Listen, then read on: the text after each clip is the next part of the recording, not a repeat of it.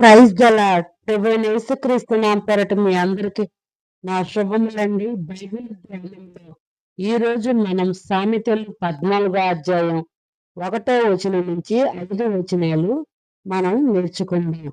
జ్ఞానవంతురాలు తన ఇల్లు కట్టును, మూఢురాలు తన చేతులతో తన ఇల్లు విడబెరుకును.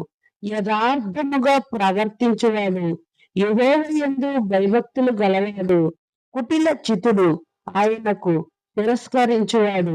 మూఢుల నోట బెత్తము వంటి గర్వమున్నది. జ్ఞానుల పెదవులు వారిని కాపాడును. ఎద్దులు లేని చోట గాదె యందు ధాన్యం ఉండదు.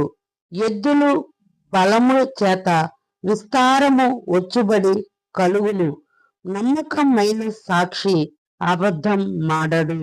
కూట సాక్షికి అబద్ధములు ప్రియములు. ఈ మాటలు గ్రహించారా? మనం ఎల్లప్పుడూ కూడా దేవుని యందు ఏ విధముగా మనం ఉండాలో మనము గర్వంగా కూడా ఎక్కడ కూడా మాట్లాడకూడదు. అర్థమైందా పిల్లలు? God bless you, all of you. God bless you.